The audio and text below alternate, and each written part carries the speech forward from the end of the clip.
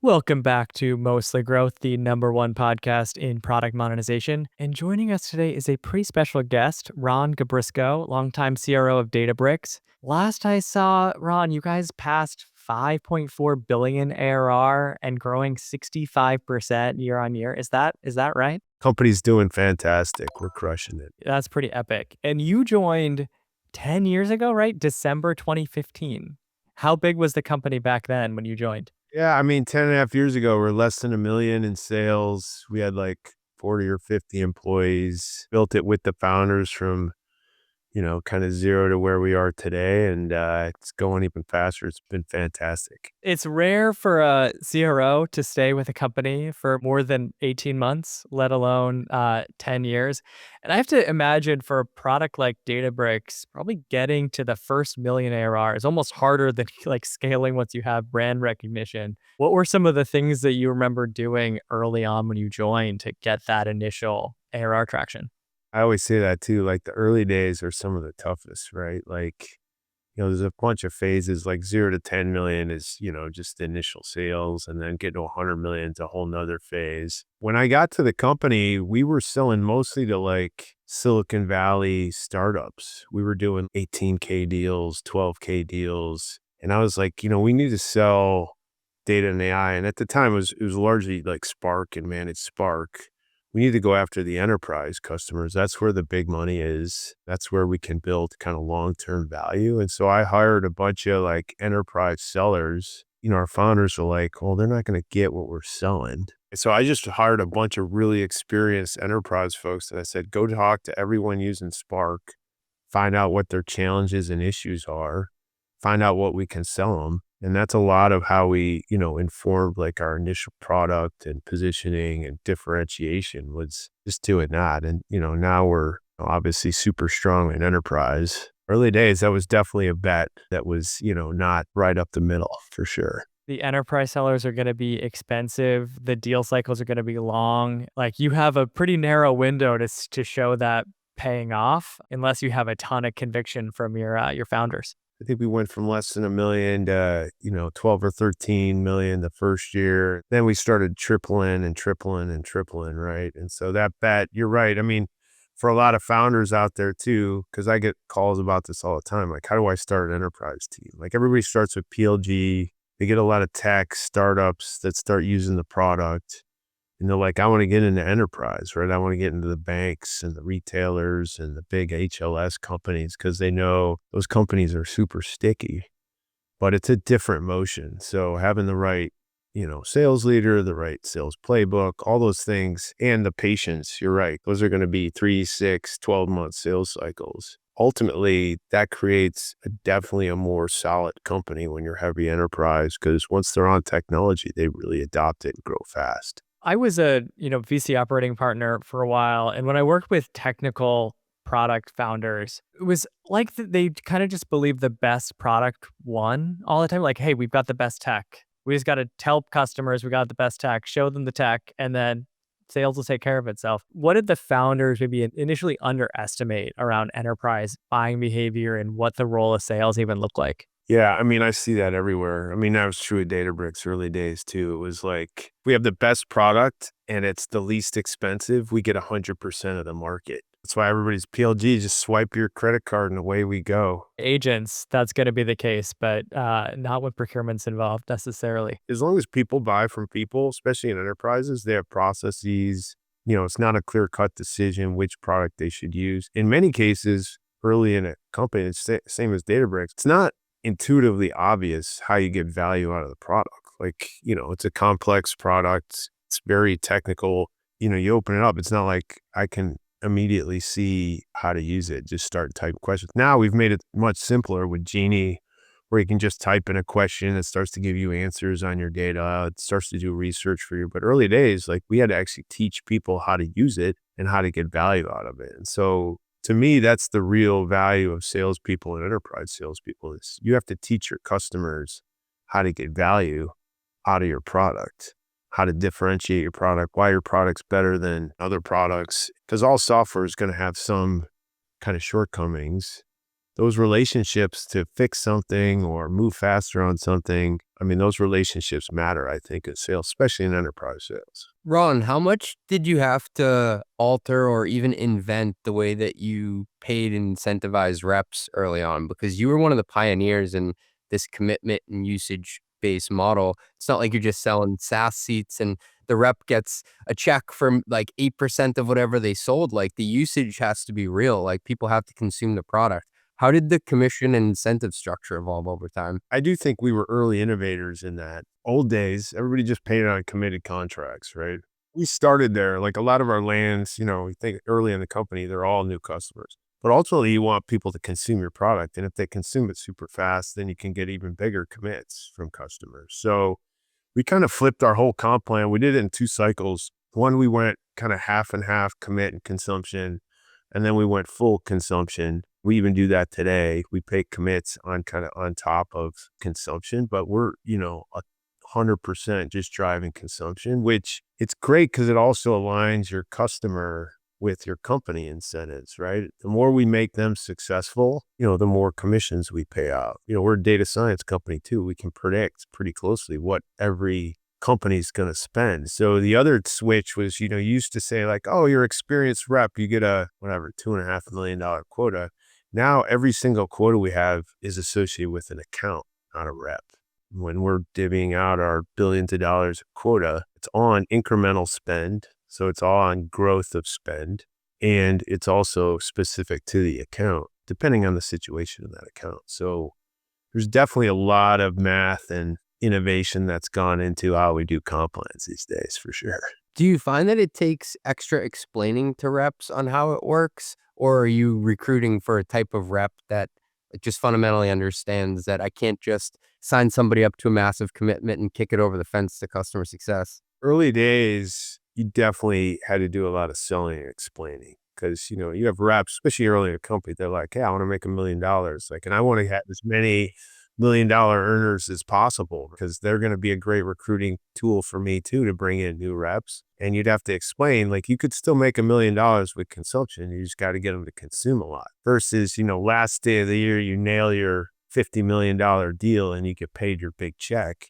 Here you're having to go every single day to drive consumption to get that $1 million over time. But if you build the plan right, they're still making big money. I'm a salesperson, so, salespeople are like, well, I don't know. Now it seems definitely more well-known that, pretty much everybody, all the clouds are pure consumption. I think it's the only way to go. Again, it aligns all the incentives and aligns you towards growth, right? So early days, there were a lot of debates and I had to talk a lot of AEs off a cliff, how they could still make money with consumption, but it turned out true. So One of the biggest pains for the reps is that initial lag. Like they sell a deal, they get a commitment, and then it takes a while for the customer to kind of get to their steady state consumption. They drag their feet. It's not their biggest priority. Like there's always something going on. Has there been anything that you found that can speed up that time? we do a lot of pre-packages for lands. We kind of know this customer, kind of this size customer might start with 50K. Here's how we give them some extra services to get them started. We call them fast starts. This customer might be 100K for these many use cases. And it's really tied to just getting quick lands and quick wins. And we bundle in, like I said, some of these kind of services packages that are just going to get you up and running. And so, because you're not really trying to do the massive deal right off the gate. Some of the big enterprises, they might be like, hey, I want to transform my entire business with data and AI. I need a bunch of resources. Like you might want to do a big commit there. But in general, the idea is land with at least one use case, develop some champions. That'll continue to grow. And then you can come back in. What we saw is like land, prove success, develop champions. We'd go from 100K to $1 million in the first deal to tens of millions of dollars in commitment deals. And it's based on that repeated show of success and continue to expand that base. So I think that's probably my biggest advice is don't worry about the size of the land. Worry about getting a champion and a success win story on the board so you can get more of those. And bundle in some of these services to give them a head start. Hey, thanks for listening. We'll be right back after a word from our sponsors. When I looked to set up my first CRM at Growth Unhinged, I knew I wanted something that was actually AI first. The world has evolved. Most CRMs are still stuck in the 90s. I found Lightfield, the CRM that remembers everything and does the work for you. It joins all my sales calls, reads my emails, and has the full context on every account. At this point, Lightfield knows my deals better than I do. I haven't had to set up a single CRM dashboard. Instead, I simply ask Lightfield questions like, which deals in my pipeline are most likely to close, or who do I need to follow up with today? It even automatically prepares me for meetings with a personalized daily briefing, and setup was quick and surprisingly painless. Lightfield is my sales coach, RevOps analyst, therapist, EA, all in one. See Lightfield for yourself with a 14-day free trial. Connecting data from your inbox takes just 5 minutes, and you can migrate in under an hour. Go to lightfield.app, that's LIGHTFIELD.app, and use code MOSTLYGROWTH to get 3 months free. When I went all in on my newsletter, Growth Unhinged, last year, I quickly decided it was time to make the switch to beehiiv. I chose beehiiv because they're serious about powering the internet's best newsletters. beehiiv's all-in-one platform brings together newsletters, websites, and every tool you need to grow and earn. And they keep making it better. You can now launch, host, and monetize your podcast entirely on beehiiv. You can host webinars on beehiiv, and you can access beehiiv through the new MCP. I just use beehiiv's MCP in Claude Cowork to audit my site, prioritize SEO fixes, and analyze subscriber trends. It's my newest obsession. If you care about owning your audience, beehiiv is a no-brainer. Try beehiiv for free by going to beehiiv.com. That's BEEHIIV.com. Use Kyle30 for 30% off your first 3 months. Ali and the team at Tabs are building something that directly addresses one of the biggest headaches I see finance teams deal with today.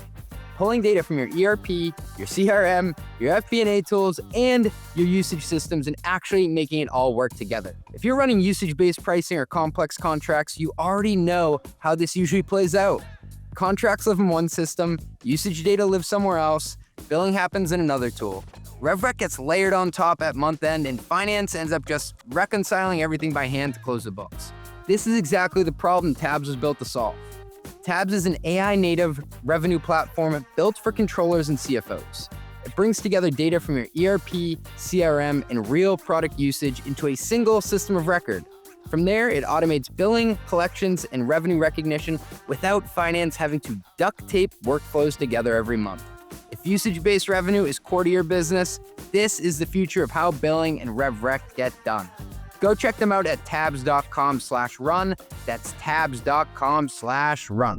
Ron, have you had any fun experiences or fun anecdotes just around seasonality? I find the best CROs are just so embedded in the rhythm of the business. And a company like yours, it's funny because Q4, December, that's actually probably more of like a trough month because people aren't in the office and like running workloads as much. Whereas like I came from a SaaS business where we would do like 30% of our number in like the last 2 weeks of December. That's like a whole different beast. We're measuring a lot of metrics. I mean, we're a data and AI company, right? So we're measuring lots of stuff. But, so we have our consumption business, which is very consistent. Like I can actually predict it to 1 or 2% of our revenue just using data science. It's really predictable. In the old days, you do MedPick. We still use those things for commit opportunities, but we apply those towards use cases now. So we're like, okay, we know these workloads, this migration. Do we have the technical win? Do we know the metrics? All those kind of things. So we can kind of predict our growth on consumption.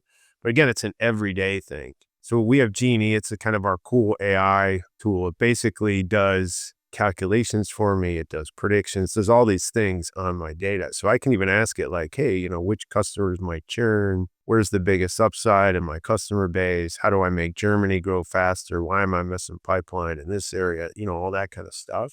So I use that every single day, and it gives me exactly what's going on in terms of my business and our forecasting. But we still have, commits at the end of the quarter that we bring in, 3-5-year commits. And I always say Christmas comes 4 times a year in sales. I've been doing it for 25 years, 10 plus years here. So you always got another quarter. Like when people go on vacation, you can see our consumption goes like that. But we actually have it in our models now. We predict that we're going to have that dip and then it comes back when people, but it's very predictable. CRO of a company doing north of $5 billion in revenue, there's not really like an MBA that teaches you how to have that role. What's been the most surprising part of being in this seat now that you maybe didn't expect that this was going to be like what a day in the life of Databricks CRO look like? Each phase, I think for any sales leader, if you want to have longevity, you got to reinvent yourself at each phase. So I said like 0 to 10 million is kind of first product market fit. Then 100 million, you have a playbook. Then $1 billion, you're having to get, global presence, partners, and then multi-billion, now you're having to hit on multiple cylinders, right? Multiple products, product specialists. So you kind of have to reinvent yourself at each phase.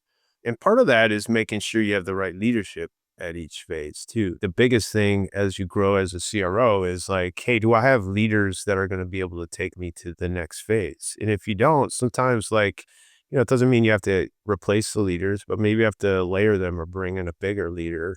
And so I think as you grow as a sales leader, that's something, you really have to be conscious of, is because you can only go as far as your team and your leadership can go, right? Growing 65% plus or even higher. The old playbook was you grow 20, 25%, you add some extra headcount. And even now, you grow 100% year over year. That means you're splitting territories every 6 months. You might be doubling your sales team. The playbook for that is you need to create a culture around growth and adapting and change and being comfortable with that. Like if you want to be on the rocket ship, be comfortable with all those changes. And then the other part is you don't know everybody. I mean, we have 5,000 plus in the field now.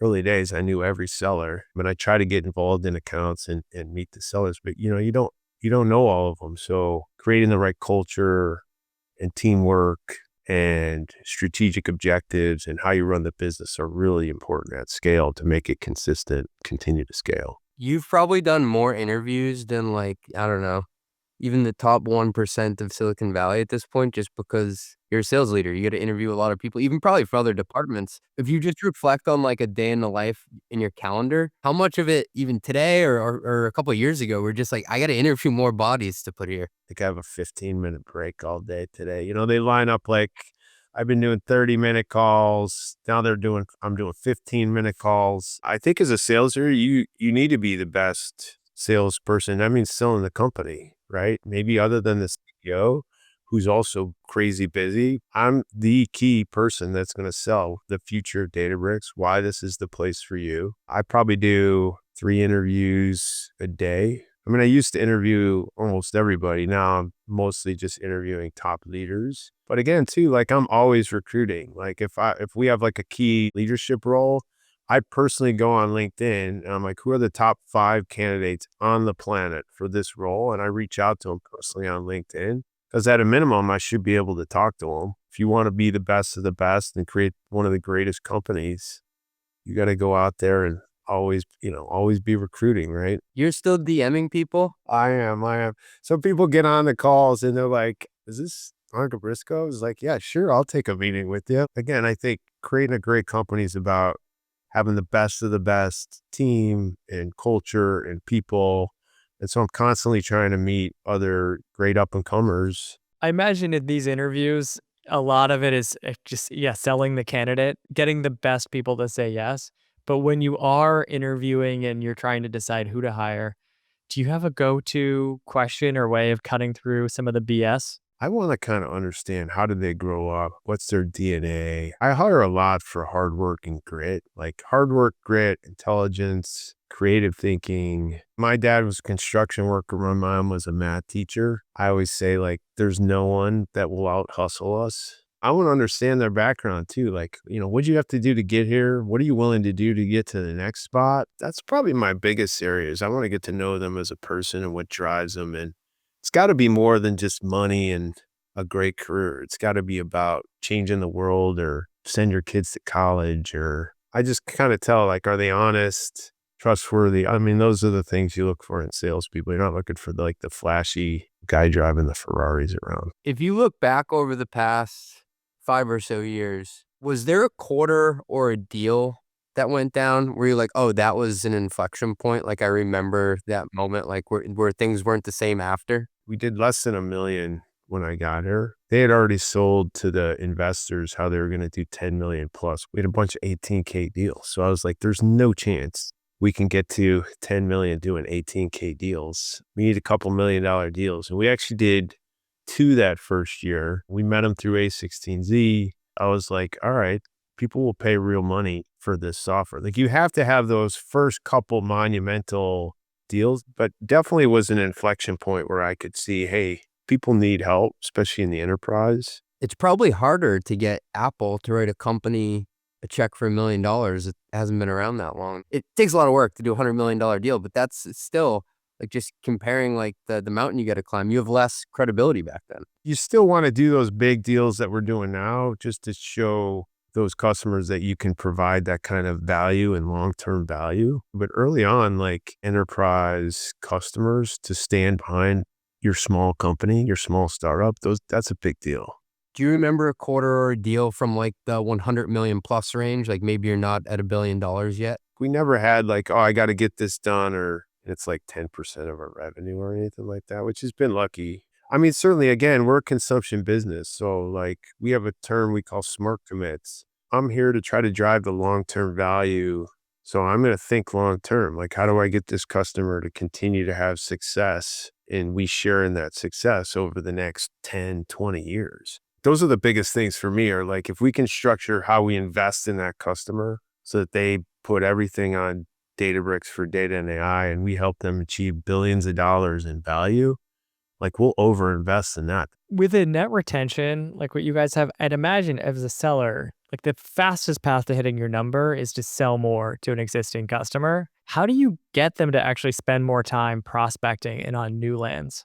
Yeah, so we separated Hunter and Core. We did that probably 3 or 4 years ago because, we used to have mixed hybrid territories. And what I found is they'll do exactly what you said. Like, even if they're the greatest seller on the planet and you put huge incentives for new lands, they're still going to, once they land that big upside customer, they're just going to focus all their time on that. And so if they have 5 or 10 other customers, they're not going to pay attention. Separating Hunter and Core, because I also think they're different motions. Like in Core, you're still hunting, but you're going to different lines of business or BUs or champions or users. But in hunting, like very different comp plans. We have bounties. We pay a lot more for lands in those cases because we know that customers, if we get them on board, certain percentage of them turn into bigger customers and they stay around for 10 or 20 years. And that stops someone from maybe trying to get too big of a commit up front because the bounty's there, kind of either way.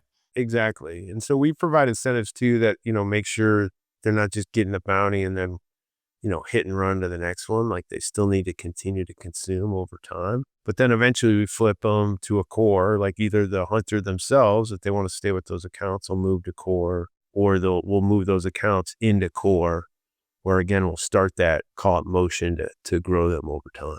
Like you mentioned, you're an AI company at your core. Have you found any cool ways to use AI in your go-to-market, like internally with your own reps to get more efficiencies? Yeah, I mean, we use AI everywhere. Like I use it 10 times a day minimum. Again, our AI product is called Genie. You can get it on your phone. Like literally, I can ask any question. Like it'll do all my research for account prep for my calls with customers. It'll create presentations for me.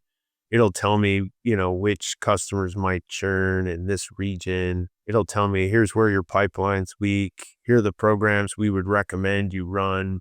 Oh, and if you run these programs, here's what we think the results will be. It's running like SQL queries in the background for me. It's doing all the graphs and calculations. We showed it to CEOs and CFOs of our biggest banks, and they just mandate down like everybody use Genie instead of doing old school analytics and spreadsheets.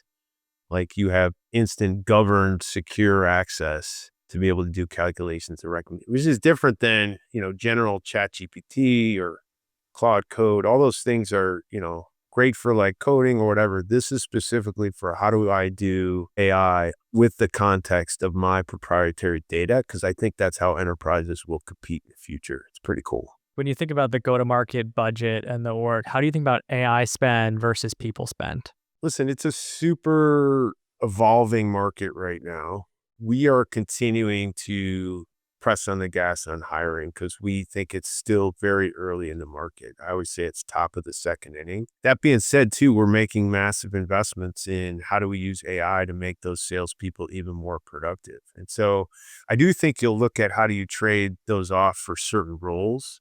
My goal is like, how do I increase selling time? By the way, we built all our stuff on Databricks, right? So like now my reps, they have their own interface, gives them exactly what they should be focused on, their predictions, their customers. They'll even give them recommendations on you should be selling these customers, these products, and these use cases. Ideally, I want my product or my salespeople in front of customers, not doing update this spreadsheet, update Salesforce. Like, so we're trying to cut out all that and then increase selling time and increase the amount of intelligence they have to sell to these customers. One question, so to be devil's advocate, I'm a huge AI for go-to-market fan, but like what's overhyped about this? Like where is there a lot of talk about AI for go-to-market that you just think maybe could backfire or isn't there yet? Put an AI chatbot in there and it can just sell as well as a human, I think is false. Because I think those relationships still matter. Developing trust with your customers still matter. Listen, there may be a day sometime where an agent buys from an agent. I think agents can do a great job on research, make recommendations, all that kind of stuff. But ultimately, it comes down to relationships. Who do you think is the best company and the best partner that's going to help transform your company and take advantage of all this cool new tech? That's salespeople are still required to do that. I don't think you can replace that with AI. Up next is business blunders. So I was at a conference recently and I was talking to Amelia from User Pilot, and she told me that they went all in on Claude Code. They cut out Clay. They built this really cool workflow. And then she got the token bill and they swapped an $800 subscription for a $6,400 OpenAI bill. And so now she's going back to like, hey, we probably should have a mix of deterministic workflows and AI workflows, but love her being open about this. But this is the kind of business blunder I feel like I've made using Claude. We've all probably made it before, worth calling out. I talked to these CFOs and they're like, we blew through our entire AI budget in the first 3 months. This has to get under control. I think there's ways to do that. I think certainly most of the enterprises work with more than one vendor. So they don't just use Anthropic or OpenAI. They're also looking at some of the open source models. They're looking at how do you become more efficient, use these stuff. Because otherwise, with no guardrails, they're spending hundreds of millions of dollars on this stuff. It's a little out of control. Consumption vendors, I feel like you guys had to deal with a wave of cloud optimizations in like 2022 period, but this haven't really come to AI vendors yet. So they're all going to learn what you probably learned a few years ago. Oh, it's coming because the money's got to come from somewhere, right? These CFOs either have to retire some legacy tech or lay off people if they're going to start paying hundreds of millions of dollars for tokens. So I do think we're early in the market. We haven't really seen competitiveness between the vendors. I do think prices will come down, but it's pretty high demand, pretty big TAM. It's definitely coming because they got to pay for this stuff from someplace, right? My business blunder is not overusage of tokens, but overusage of humans. So there was a podcast that came out and the founder was so hardcore that he was bragging they worked 997 in the office and that they had to actually build a cafe inside because there was nowhere in downtown San Francisco to go get coffee at like 3 a.m., which honestly, as a CFO, that's probably not a great use of money to build a full cafe. I don't know. I'm just seeing a lot of this grind slop online and it seems performative. So that's what's been grinding my gears lately. There's no substitute for hard work and grit, but you got to have a little bit of balance, unless it's like a 3-person startup and you're just actually living there. If you're, older like me, you also have kids and a family, other things you might want to try to tend to once in a while. Probably couldn't have a 10-year tenure at a company at 997. I'm sure I would add make a lot of other changes other than that, right? And I'd probably weigh 1,000 pounds as well from not exercising or anything. I come up with my best ideas when I'm like going for a run or like walking my dog or playing with my kids. Like I think your mind needs a break every once in a while, even if you are grinding really hard. It's funny, this company is named after a dog, but I don't think any of their employees can have a dog. Ron, you have a business blunder? One of the things that I look at in the financial markets is companies who are like, oh, I'll invest $100 million in your startup. Just make sure you give me $100 million back for GPUs. It's kind of an interesting business model that probably shakes out once all the AI VC money starts to calm down a little bit. I don't think we're anywhere close on that yet, but I mean, the number of companies that are like worth billions of dollars with pre-product, pre-revenue is pretty crazy. I mean, it definitely feels a little internet boomish. I think AI is the biggest tech revolution of our life. Could be ever, but there's definitely some frothiness going just into ideas. A number of startups were like, oh yeah, I just raised money, $5 billion valuation with a PowerPoint. It's kind of interesting to me. We will see where things shake out. Well, Ron, thanks for joining us. Thank you. All right. Yeah, it was fun, guys. Thanks for having me. Mostly Growth is a Mostly Media production. Executive produced by Ben Hillman. That's me. Additional production by Steve Sarasoli. Nothing said on this podcast is intended to be business or investment advice. It's the sole opinion of CJ, Kyle, and Ben. Just some guys who love talking growth. Mostly. If you like this podcast, hit subscribe and give us 5 stars. It only takes like 2 seconds and our algorithm overlords love it. Drink water, call your mom, and have a great day.